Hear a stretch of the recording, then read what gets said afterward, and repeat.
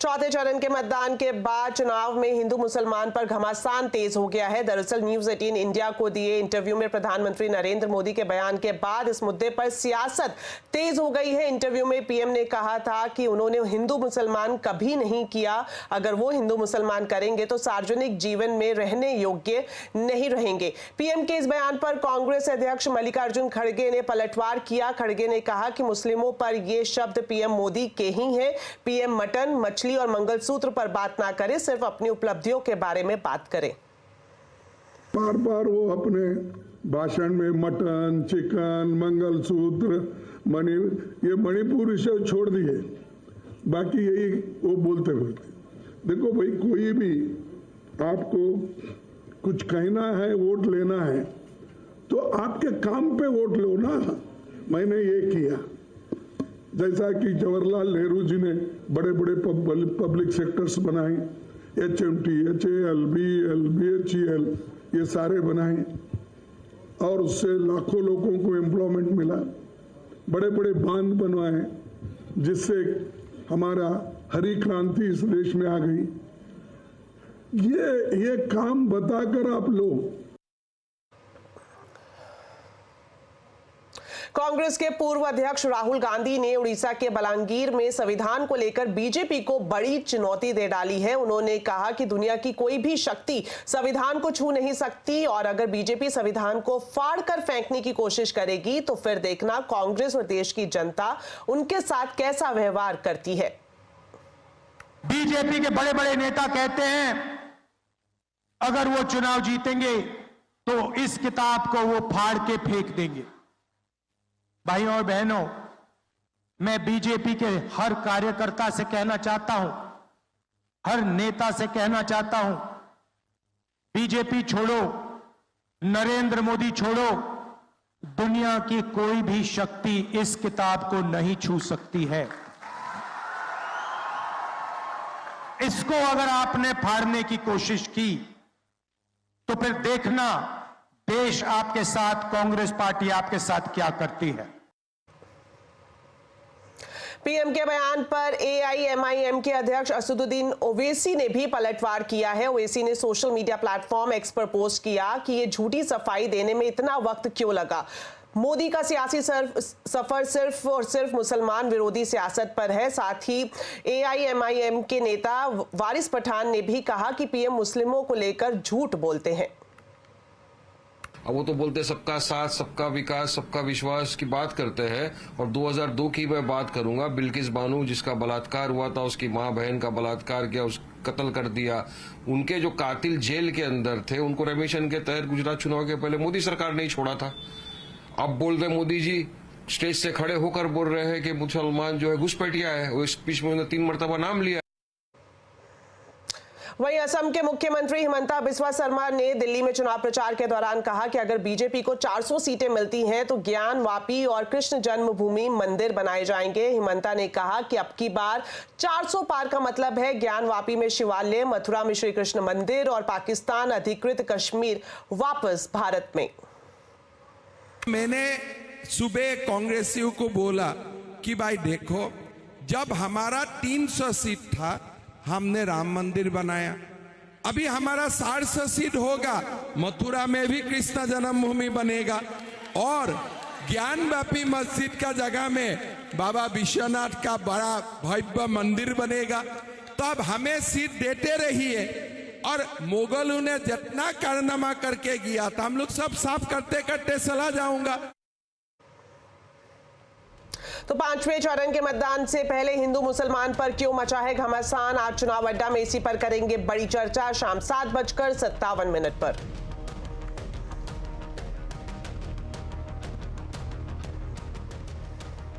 दिन रात चुनाव प्रचार में लगे प्रधानमंत्री मोदी को भी चुनावी खर्च के लिए अपने बैंक खाते से पैसे निकालने पड़ गए। चुनाव आयोग को दिए गए संपत्ति के ब्यौरे में प्रधानमंत्री नरेंद्र मोदी ने यह जानकारी दी है। इस हलफनामे में प्रधानमंत्री के पास ना तो कोई अपनी कार है और ना ही अपना घर, इस बात का जिक्र किया गया है। साथ ही प्रधानमंत्री के हलफनामे में क्या कुछ कहा गया है, ये जानने के लिए अब सीधा चलते हैं हमारे वरिष्ठ सहयोगी लक्ष्मण रॉय के पास। तो लक्ष्मण जी बताएं, हलफनामे के मुताबिक प्रधानमंत्री मोदी के पास कितनी संपत्ति है? वैसे तो चुनाव में बड़े बड़े धनवान संपत्ति वाले उम्मीदवार खड़े हैं, लेकिन प्रधानमंत्री की संपत्ति का ब्यौरा आप सुनेंगे तो वाकई चौंक जाएंगे। उन्होंने अपने नामांकन के दौरान चुनाव आयोग को जो हलफनामा दिया है उसके मुताबिक उनके पास सिर्फ 3 करोड़ 2 लाख के आसपास की संपत्ति उनका पूरा नेटवर्थ है। उसमें से कैश मात्र 52,900 रुपये है और उसमें से भी इन्होंने 28,000 रुपये जो है पिछले दिनों निकाला है ताकि चुनावी खर्च किया जा सके। अब आप पूछें कि बाकी का पैसा कहाँ है, तो बाकी का पैसा इन्होंने मोटे तौर पे फिक्स डिपॉजिट में, सेविंग अकाउंट में और नेशनल सेविंग सर्टिफिकेट में डाला है। और बैंक डिपॉजिट में इनका कुल जो है 2 करोड़ 86 लाख 40 हज़ार के आसपास पैसा जमा है। स्टेट बैंक में एफडी इनका 2 करोड़ 85 लाख 60 हज़ार के आसपास का है। SBI का जो गांधीनगर ब्रांच है वहाँ पे 73,000 के आसपास पैसा जमा है। वाराणसी में जो ब्रांच है SBI का ही, वहाँ पे 7,000 रुपये इनका जमा है। नेशनल सेविंग सर्टिफिकेट में अच्छी खासी रकम इन्होंने डाल रखी है अपनी बचत का, वो है 9,12,000 के आसपास। गाड़ी नहीं है, अपना घर नहीं है, घर था लेकिन उन्होंने दान में दे दिया है। ज्वेलरी में सिर्फ 4 सोने की अंगूठी है, उसकी कुल वजन मुश्किल से 45 ग्राम है और कुल कीमत करीब यहाँ पे 2,67,000 के आसपास है। और अगर इस सारी आमदनी पे इनकम की बात करें तो जी हाँ, प्रधानमंत्री भी इनकम टैक्स चुकाते हैं और उन्होंने हलफनामा में बोला है कारोबारी साल 2022-23 में कुल इनकम इन्होंने 23,56,000 का दिखाया है। इसमें TDS 3,33,000 का इनका कटा है और इस TDS में PMO से जो सैलरी मिलती है उसमें 1,44,000 का TDS कटा है और बैंक में इतने सारे पैसे जमा कर रखे हैं तो उनसे जो ब्याज मिलता है उस पर भी इन्होंने 1,43,000 का TDS दिया है। तो यह है प्रधानमंत्री की संपत्ति का पूरा ब्यौरा। शुक्रिया लक्ष्मण जी इस पूरी खबर को हमारे दर्शकों के लिए बताने के लिए। चलिए बढ़ते हैं आगे। सुप्रीम कोर्ट ने न्यूज क्लिक के फाउंडर प्रबीर पुरकायस की गिरफ्तारी को गैर कानूनी बताते हुए उन्हें रिहा करने का आदेश दिया है। दिल्ली पुलिस ने प्रबीर को पिछले साल 3 अक्टूबर को UAPA कानून के तहत गिरफ्तार किया था। उन पर चीन का प्रोपेगेंडा चलाने वाले नेटवर्क से फंडिंग लेने का आरोप लगाया गया था। कोर्ट ने कहा है कि प्रबीर पुरकायस को और उनके वकील को उनकी गिरफ्तारी का आधार नहीं बताया गया और रिमांड कॉपी भी नहीं सौंपी गई, इसलिए उनकी रिमांड को रद्द किया जाता है। हालांकि इस मामले में चार्जशीट दाखिल की जा चुकी है, इसलिए अब ट्रायल कोर्ट प्रबीर के बेल की शर्तों पर फैसला लेगा। सुप्रीम कोर्ट ने होल्ड किया है कि मिस्टर पुरकायस्ते का अरेस्ट और सब्सिक्वेंट रिमांड जो प्रोसीडिंग्स थी वो इलीगल है और डायरेक्ट किया है कि मिस्टर पुरकायस्ते को रिलीज़ किया जाए। बेल बॉन्ड्स फर्निश करने का आदेश है ट्रायल कोर्ट को, जो हम अब करने जा रहे हैं। चलिए अब बात करते हैं बाजार की। 2 दिनों की तेजी के बाद आज बाजार में कंसोलिडेशन रहा। इसी के साथ बाजार लाल निशान पर बंद हुआ। सेंसेक्स 118 अंक गिरकर 72,987 पर बंद हुआ। वहीं निफ्टी 17 अंक गिरकर 22,201 पर बंद हुआ। आज सबसे ज्यादा खरीदारी कंज्यूमर गुड्स पावर शेयरों में रही।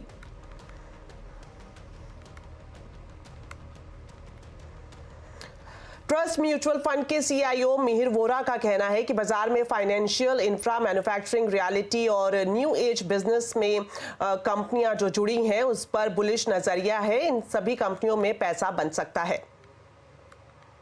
इनकम लेवल्स लोगों के बढ़ रहे हैं और हायर इनकम लेवल्स की जो कैटेगरी का ग्रोथ है वो ज़्यादा है, तो प्रीमियम कंजम्पशन, फाइनेंशियल सेविंग्स के लिंक जो सेक्टर्स हैं उनमें हम काफ़ी पॉजिटिव है लॉन्ग टर्म के लिए।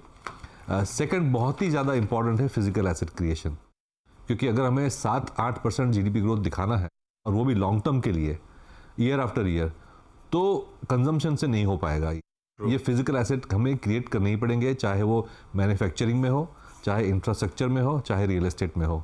तो फिजिकल एसेट क्रिएशन एक बहुत बड़ा थीम है हमारे लिए। और थर्ड इज़ ये जो न्यू बिजनेसेस हैं, new age businesses, B2C technology को यूज़ करके जो बिजनेस नए मॉडल क्रिएट कर रहे हैं और एग्जिस्टिंग बिजनेस मॉडल्स को डिसरप्ट कर रहे हैं, वो कंपनीज पे भी हम काफ़ी पॉजिटिव है लॉन्ग टर्म के लिए। वहीं आज शेयर मार्केट में 2 कंपनियों की लिस्टिंग हुई। TBO टेक का शेयर 50% प्रीमियम के साथ NSE पर 1426 रुपए पर लिस्ट हुआ। कंपनी का इशू प्राइस 920 रुपए प्रति शेयर था। वहीं आधार हाउसिंग फाइनेंस की फ्लैट लिस्टिंग रही। कंपनी का शेयर 315 रुपए प्रति शेयर पर लिस्ट हुआ, जबकि कंपनी का इशू प्राइस भी 315 रुपए प्रति शेयर था।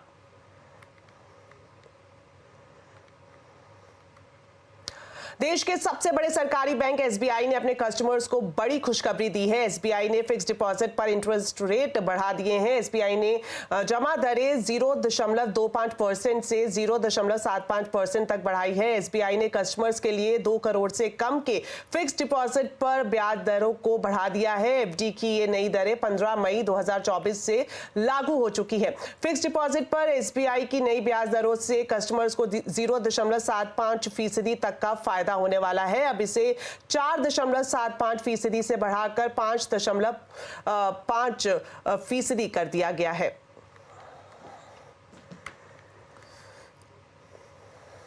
तो ऑनलाइन खरीदारी करने वाले लोग अब रिव्यूज देखकर सामान खरीदते हैं, पर सवाल ये है कि आपने जिस रिव्यू को देखकर सामान खरीदा है क्या वह सही है या नहीं, क्योंकि फेक रिव्यूज का चलन भी तेजी से बढ़ा है। इसी के चलते अब सरकार ई कॉमर्स कंपनियों पर शिकंजा कसने की तैयारी कर रही है। कंज्यूमर अफेयर मंत्रालय गाइडलाइंस को अनिवार्य करने की तैयारी कर रहा है। इस पर कंज्यूमर अफेयर सेक्रेटरी निधि खरे से बातचीत की है हमारे संवाददाता असीम मनचंदा ने। देखिए, आपने फेक रिव्यूज के ऊपर स्टेक होल्डर के साथ बैठक की है, क्या निकल कर क्या है, कब तक ये मैंडेटरी हो सकती है गाइडलाइन?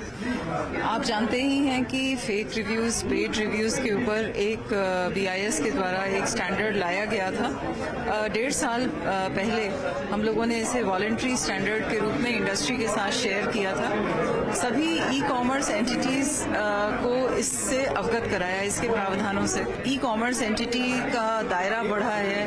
पोस्ट कोविड कंज्यूमर का सेटिस्फैक्शन भी एक संतोष भरा हो और उन्हें ये समझ आए कि वो रिव्यूज पर ट्रस्ट कर सकते हैं। इसीलिए इसको मैंडेटरी क्यूसीओ में लाने की तैयारी की जा रही है। 1.5 साल का वक्त ऑलरेडी दिया जा चुका है, तो क्या और वक्त दिया जाएगा? कब तक आप इसको लागू होता हुआ देख सकते हैं लोग? अभी तक ये वॉलंटरी था, क्योंकि ये एक नई प्रक्रिया थी और हम लोग चाहते थे कि ज्यादा से ज्यादा ई कॉमर्स कंपनीज इस पे आगे आए। मुझे बहुत खुशी हो रही है ये कहते हुए कि आज की इस बैठक में सभी जो ई कॉमर्स एंटिटीज हैं उन्होंने अपना समर्थन दिया है और कुछ एक छोटे मोटे उन्होंने सुझाव भी दिए हैं और हम लोग इसको जल्द ही इस प्रक्रिया में हैं कि इसको एक मैंडेटरी क्यूसीओ के रूप में इसे अनिवार्य श्रेणी में लाने से कंज्यूमर्स के हितों की संरक्षण होगा। चलिए, फिलहाल वक्त हो गया एक छोटे से ब्रेक का, लेकिन खबरें अभी और भी हैं। आप देखते रहिए आवाज समाचार।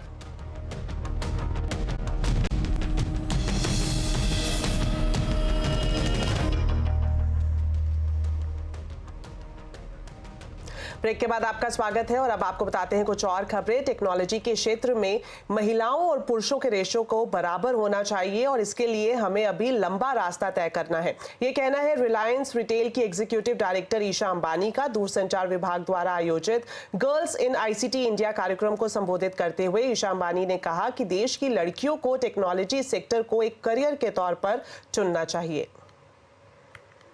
The rapid advancement of technology has triggered a digital revolution that permeates every facet of our society. From communications, education and healthcare to business and finance, the transformative power of technology is evident. STEM in general and ICT in particular are the drivers of this phenomenal progress in technology. As we move deeper into the fourth industrial revolution, the role of ICT becomes increasingly pivotal, underpinning innovations in every sector and ensuring that our journey towards digital and technological advancements, we need to design and execute a comprehensive strategy. First, curriculum enhancement. Strengthening our STEM curricula to promote equal participation is crucial. We must consult gender equality experts to ensure our learning material are free of biases and resonate with both genders. The government, under the stewardship of our visionary Prime Minister, Shri Narendra Bhai Modi, is making alterations and necessary course corrections, and the results are already showing. In the last decade, there's been a 6% increase in women's representation in the tech workforce. However, we still have a long way to go to make it a 50-50 man-woman ratio in every sphere of technology and across hierarchies. गर्मियां बढ़ने से ठंडे products की मांग भी बढ़ रही है, ये कहना है अमूल के एमडी जयंत मेहता का। हमसे एक्सक्लूसिव बातचीत में उन्होंने कहा कि कंपनी के आइसक्रीम कारोबार में 40% तक की ग्रोथ आई है। साथ ही छाछ और लस्सी की मांग भी अच्छी देखने को मिल रही है। गर्मी का मौसम है तो लोग ठंडे प्रोडक्ट्स अवश्य कंज्यूम करते हैं। तो हमारा पूरा पोर्टफोलियो इस तरह से बना हुआ है, जैसे कि आइसक्रीम्स हैं जिसमें करीबन 30 से 40% ग्रोथ हम दर्ज कर रहे हैं। साथ में अमूल कूल, छाछ, लस्सी जो बेवरेजेस के पोर्टफोलियो है उसमें भी काफी अच्छा ग्रोथ है। दही की कैटेगरी में भी काफी अच्छा ग्रोथ है और पाउच बटर मिल्क जो प्रोबायोटिक हो चुका है उसमें भी 40-50% का ग्रोथ हम दर्ज कर रहे हैं। तो ओवरऑल ये समर का सीजन है और उसमें जो ठंडे पेय पदार्थ कंजम्पशन का जो एक हमारे यहाँ एक रिवाज है उसकी चलते ही अमूल के सभी इस तरह के प्रोडक्ट कैटेगरीज में अच्छा ग्रोथ आ रहा है। साथ ही हमसे एक्सक्लूसिव बातचीत में अमूल के एमडी जयंत मेहता ने यह भी बताया कि कंपनी बहुत जल्द ही बाजार में हाई प्रोटीन दूध लॉन्च करने वाली है, जिसमें 250 ml प्रोटीन दूध में 35 ग्राम प्रोटीन मिलेगा।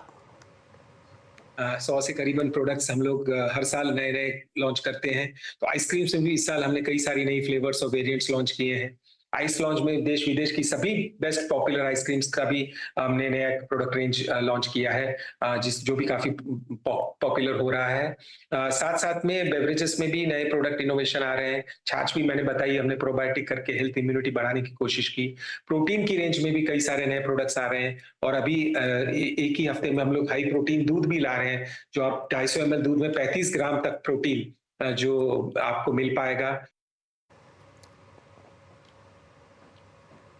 राजस्थान की हिंदुस्तान कॉपर की खेतरी माइंस में फंसे 15 अफसरों में से 14 को बाहर निकाल लिया गया है। Chief vigilance officer Upendra Pandey की मौत हो गई है। वहीं लिफ्ट में फंसे अन्य 14 अधिकारियों को सुरक्षित बाहर निकालकर जयपुर के मणिपाल हॉस्पिटल में भर्ती कराया गया है। बता दें, ये सभी अधिकारी मंगलवार शाम 1875 फीट गहरी खदान में निरीक्षण करने के लिए लिफ्ट के जरिए नीचे गए थे। फिर वापस ऊपर आते हुए लिफ्ट की चेन टूट गई और लिफ्ट नीचे जा गिरी। करीब 15 घंटे के रेस्क्यू ऑपरेशन के बाद सभी अधिकारियों को बाहर निकाला गया है।